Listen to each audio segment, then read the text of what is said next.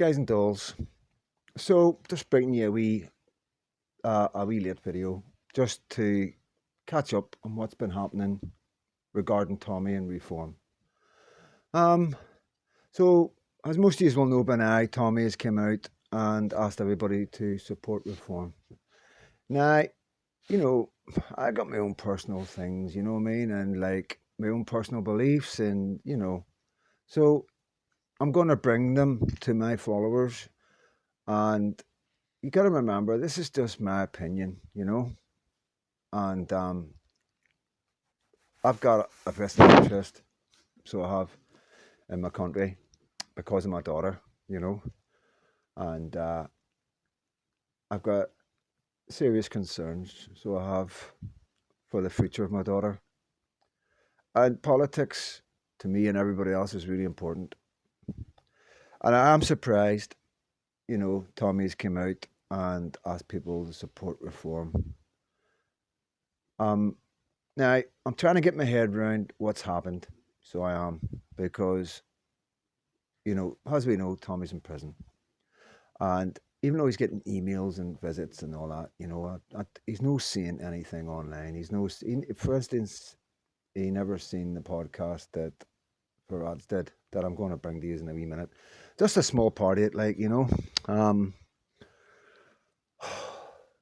it's difficult, so it is for me, because I personally believe that reform are no different than Conservatives and Labour.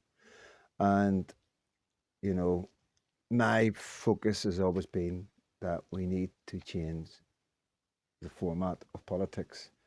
We've got to change the schoolboy, but, it's the only way. We've got to bring in people that's lived the world, has had hardships, have seen hardships, has been in the working class and see the damage that everything that the government are doing, to see the repercussions of the damage it's done to everybody. I'm not just talking about our children that are being abused, or the women.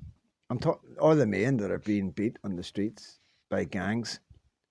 I'm talking about the old, you know, what they're seeing, how they're dealing with it. I'm talking about people waiting, you know, for really important things like, um, you know, for example, personal, I done a bowel test about 4 months ago. About a year and a half ago, I started getting wind and went to the doctors. All of a sudden, I got this wind, give me tablets. Tablets didn't work. So went to the doctors again, didn't know what was wrong. So that's all I know is to go to the doctor. So a year later, I'm getting sore stomachs and that, like I told the doctors. And so it does a bowel test that was in the chemist, a wee do-it-yourself bowel test. And I failed it twice. So I went to the doctors. This is about 4 months, 5 months ago now, and told them I failed this. It took about 2 months to actually get it across what it was. It's like, I'm not kidding you on, just to get it across. Like, by the time you get the heart up to even go through the process of phoning the doctors, and, you know, I've had tests done, and all the tests are coming back. So there's something going on, and obviously they've told me now, I think it was about 2 months ago, I'm going to get a camera and a scan to find out what's going on with my stomach. Yes, I'm worried about it, you know what I mean? But, the thing is, things like this should be addressed immediately. I've smoked all my life. I'm 55 years old. There's a good possibility I've got the big C. I've done everything I can that I'm meant to do, like address it, like go to the doctors, and still there doesn't seem to be any cure, rush, or emergency. So I'm not one of them guys to push myself forward like that. I know I should, but what else do I say or do?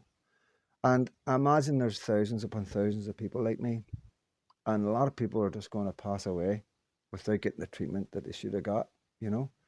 So they're the kind of problems that I can see happening. Serious problems. Mental health is zero. You can't get mental health. It takes years to get on a mental health team, especially for children. And so serious problems, all because of the irregular immigration. And, you know, so many people suffering in this country right now, and nobody seems to be addressing it.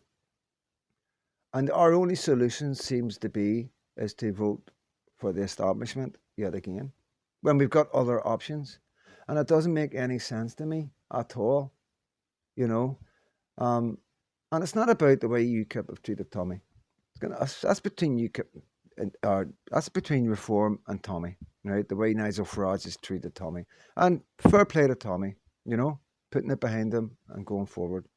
But I don't understand what's changed in the last few months while he's been in prison to make him change like this, to go towards reform. Now, I've already done videos about it, and I honestly believe that next year Reform will just be an Tory government with Tories going into it. We're seeing them leaving Tories and going into Reform, and they're gonna be like rats off a sinking ship when they realise what we already know, that the Conservatives and Labour are finished.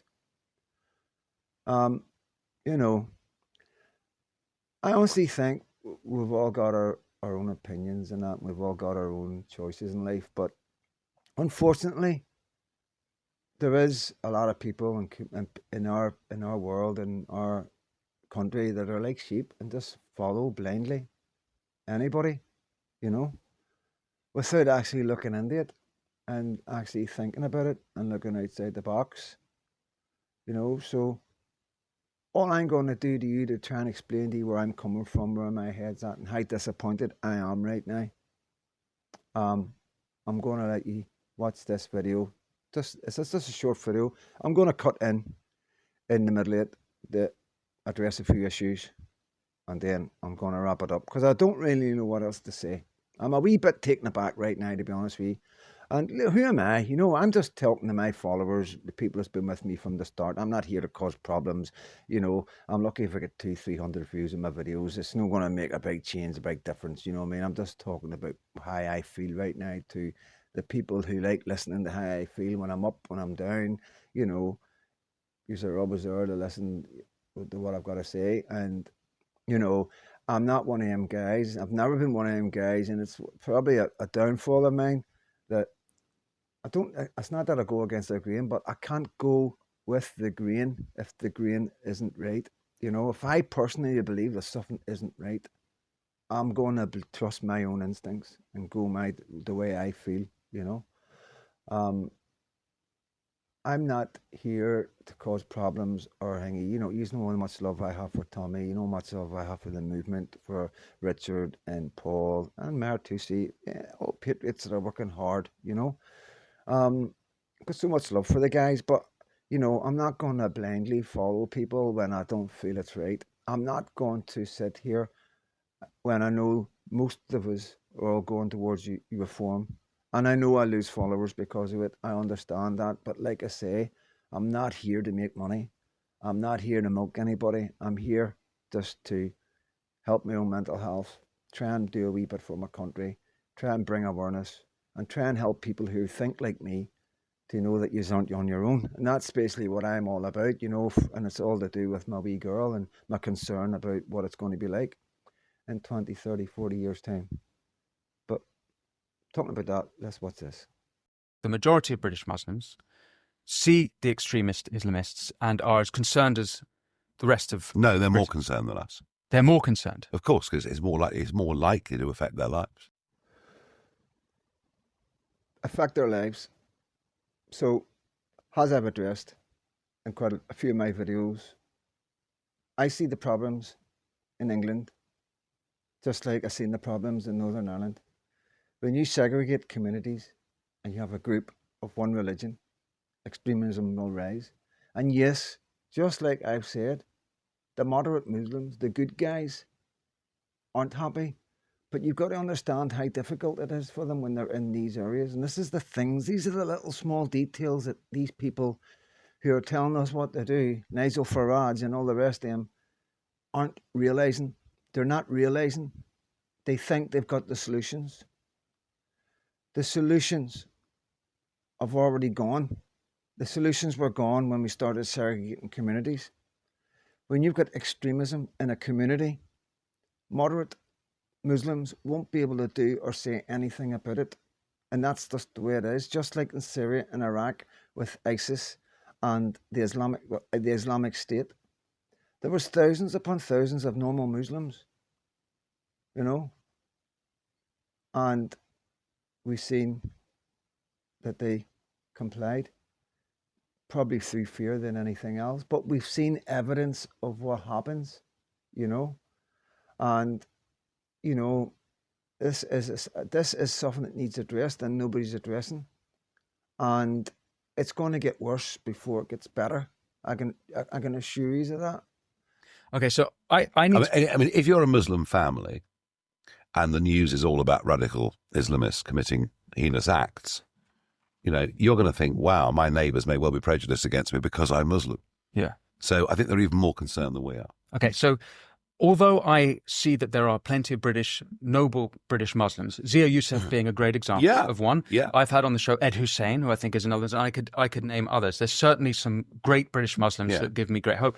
Geopolitically, if you look at the behaviour of the Emirates and everyone involved in the Abraham Accords, I'm given great hope by Muslim majority countries. But I'm not totally convinced by the idea that the majority of British Muslims feel this way. And I'm particularly struck by the Henry Jackson, if I may, the Henry Jackson polling from earlier this year that said that 3/4 of British Muslims didn't believe Hamas had committed murder or rape on October 7th. More than half of them think that Jews have too much power, or rather, almost half of them think Jews have too much power in Britain. British Muslims have a more likely to have a positive than a negative view of Hamas. It seems to me that it's not the majority. The figures that I took from that mattered and that I used on Trevor Phillips' programme on Sky News that caused such consternation were that 23% of 18 and 24-year-old young Muslim men thought jihad was acceptable. Now, so there's nuance to these arguments. So they're quite disturbing figures. So they are, and I want to know where they get these figures from. These figures are quite extreme. The topic's quite extreme. And do they ask Muslims their opinion? Do we rely on people to be honest? Is this just the ones that admitted how they feel? Again, everything's there. All the writing's on the wall. The statistics are there. But believe you me, I honestly believe the statistics you need to add like 20% on anything that comes from the government, maybe 30 or 40%. You've got to add on to that statistic. Because as we know, the government cannot be trusted on anything to do with this topic.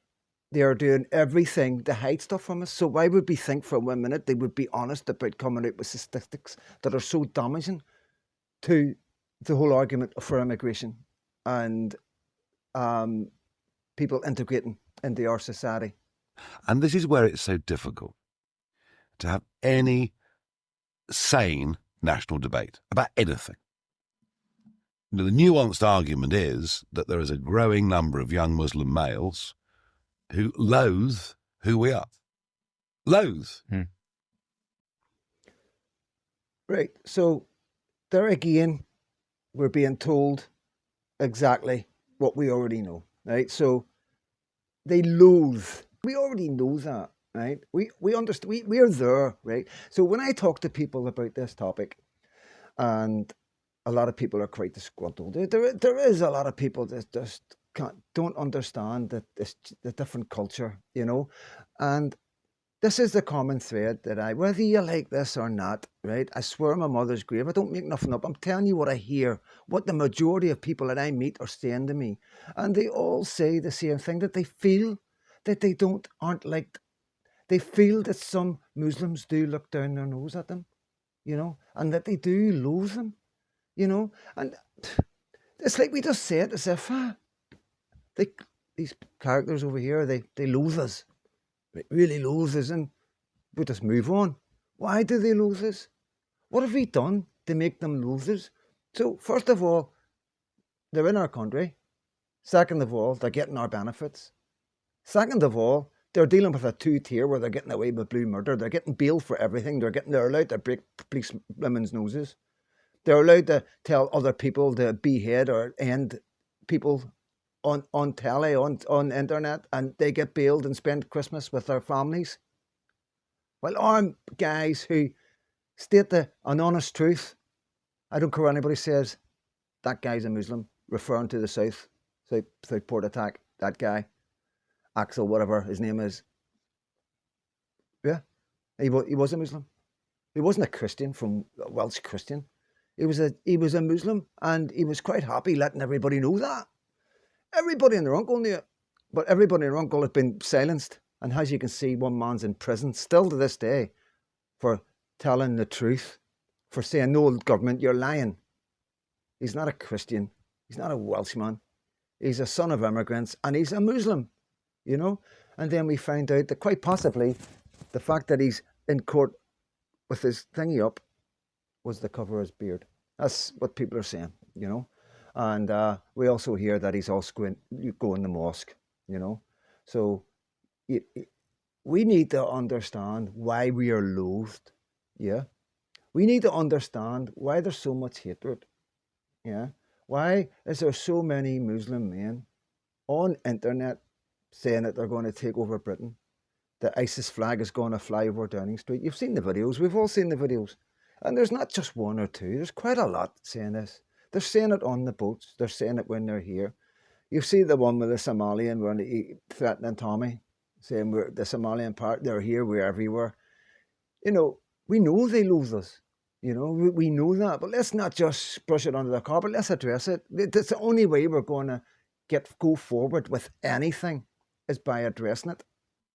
But the vast majority live peacefully, even if their sympathies may lie in a slightly different direction.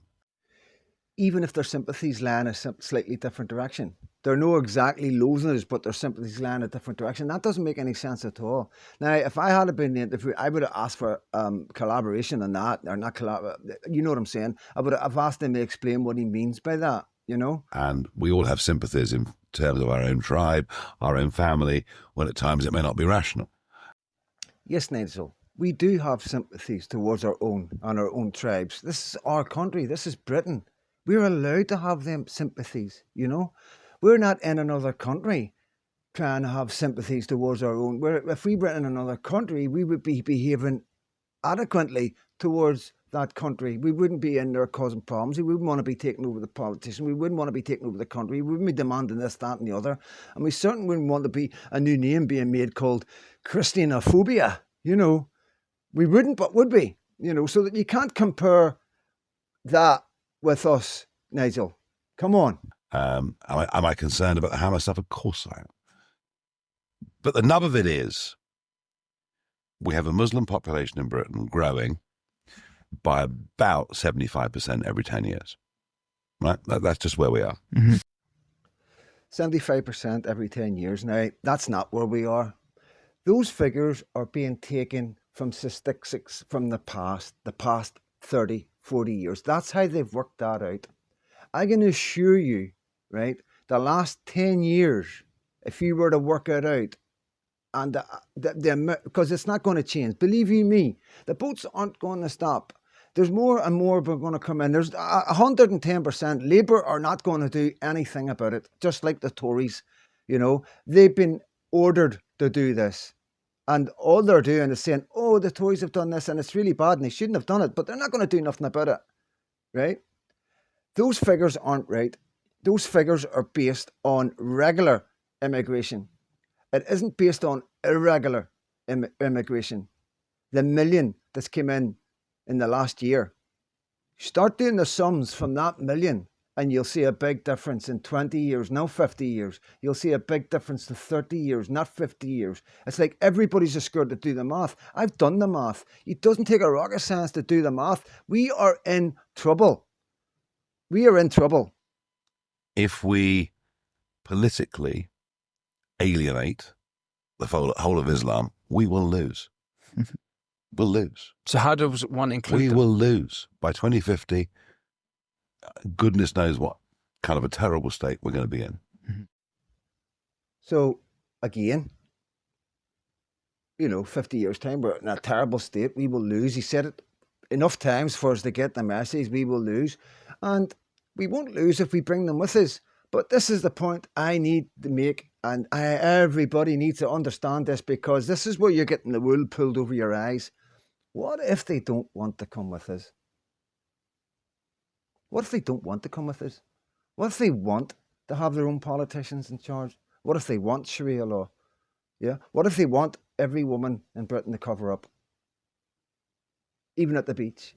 What if they want people to stop walking their dogs in public, or only have designated walk parks, small parks for everybody to take their dog to? What if they don't? This is if you know. Oh, am I missing the point here? And Zia Yusuf, who you mentioned earlier, and there are many others, is a good example of somebody who is a Muslim by birth and by upbringing, but feels very British and is very grateful to this country for the opportunities his parents were legally given and so on to him. We have to try everything we can to bring the majority with us.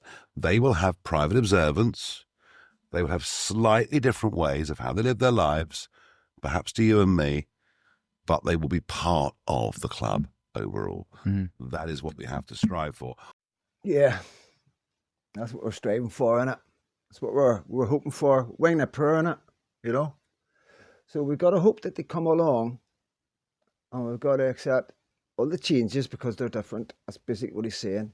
And they're in the club. Are they in the club, or are we in the club? That's what I want to know. So this is reform. This is the leader reform. This is the direction reform we're going in. Right?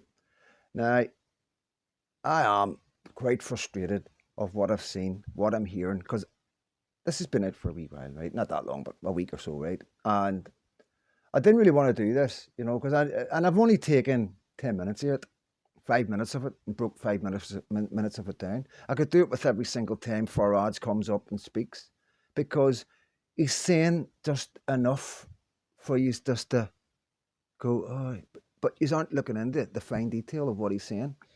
And like I say, I'm not that intelligent, and quite a lot of reform voters will be going, yeah, we can see that. Fair enough, you know. Like I say, this is my opinion. This is just what I think, you know what I mean?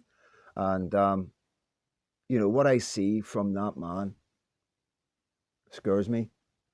And so this is what I'm going to finish on this point, okay? Now, we're all being told to go with reform, you know, even though UKIP's been there staunchly. I don't know what UKIP's done. I'm waiting to find out from UKIP what's going on, because I'm quite sure UKIP will have something to say about this, because it doesn't make any sense to me what's going on at all. As far as I'm concerned, reform under Nigel Farage is 110% not the party that most patriots expect. And fair enough, we've got 4 years. 4 years of more immigration, 4 years of all that to come, you know. Labour are going to be pretty strong by then. Believe you me, they're going to have some amount of votes, because all these people will be voting for them. And then you've got the Blue Herd Brigade from our side that also votes, you know. And it seems to be that we forgot. We've just like, everything that's happened the last 10, 50, let's just forget about it, you know. Because I know that other people can see what I'm seeing. I know for a fact people can see what I'm seeing, you know. There's political parties like the ADF, the SDP, and UKIP are all screaming about telling everybody exactly what they're going to do, you know. Whereas we have Nigel and Reform telling you just what I've highlighted to you, you know. Brought it to you in layman's terms exactly what's, you know, you just need to watch it a couple of times to understand it properly, you know what I mean? Even admits that it's going to be so hard and take so long to get their country back in order, obviously by deportation, you know. He goes, oh, we're definitely going to deport anybody that breaks the law. Yeah, I like to see that, you know. The Tories couldn't do it. Labour Party couldn't do it, you know. Reform aren't going to do it. You know, I've made it clear to you, reform is the establishment. There's no two ways about it, you know. And if that's the route people want to go down after everything we've been through, you're going to go with somebody who only gets the BBC, Sky News, and Channel 4 to ask him questions, not one citizen journalist from Patriots. He's trying to keep himself and the group as far away from Patriots, people that are concerned about their children, people that are living in the working class areas that can see what's going on, that are suffering because of what's going on. People are dying in this country because there's too many people in the country, and there's a two-tier. Other people are jumping the queue And nobody's addressing none of that. And that's just going to get worse and worse and worse. Because once Generation X goes, the rest of you are done for. The rest of you are done for. I'm going to assure you that we are the last hope for this country. There's no two ways about it. And like I say, better men than me. Tonight is a very sad night for me because I've so much love for so many people. And I just can't understand, and my love's still there, it really is still there, Tommy's team, everybody, it's, reform voters, my love is all still there, guys. But the way I'm looking at this, I'm looking at after today, after watching Paul Thorpe and, what was said, after Paul and you call that our character going up to see Tommy, and then they came out of that visit saying Tommy wants everybody to vote for reform. That does not make any sense to me. Tommy is in a prison cell. He's in segregation. He's got no access to the internet. He doesn't see anything that's coming out online. He's relying on emails and other people to tell him what's going on. Now, either he's getting the wrong information or he's getting bad information, right? But I'm not totally convinced that Tommy knows exactly what he's saying right now. And I'm going to wait till he gets out before I make any further decisions or say anything else, okay? Because I've got a funny feeling if Tommy was out here right now and was seeing what I was seeing, he wouldn't be saying what he's saying. Simple as that. Especially after UKIP, the support UKIP have given Tommy and Tommy's guys. And, I'm hearing guys that are content creators like myself, patriots that are trying to bring awareness and trying to understand the madness of what's going on in this country right now, going, vote for reform. No, now we're voting for UKIP. No, now we're voting for reform. Without giving any explanation. And we understand why we're not voting for, when the guys, okay, we understand, it's clear. He threw Tommy under the bus so many times, it's very clear that he's very false and fake. It's very clear that he's in this for himself. He's not in this for the country. He's very scared. He won't go up against the multimedia. He won't go up against the establishment. And he's a banker. He is never, ever going to represent the working class men of this country. And I just hope all you guys with up to 1 million subscribers and hundreds and thousands of subscribers who are sitting there giving this information out and asking people to back a political party, people who rely on your guidance, your honesty, and your sincerity. I hope you all know what you are doing, because if you don't, and reform do get in 4 years' time, and they are exactly the same as the Tories and the Labour, what do we do then? What's your next move, guys? I'm Freedom Dad. Like my stuff if you like it. Subscribe if you want to see more stuff. But as always, all my love, and God bless every one of you.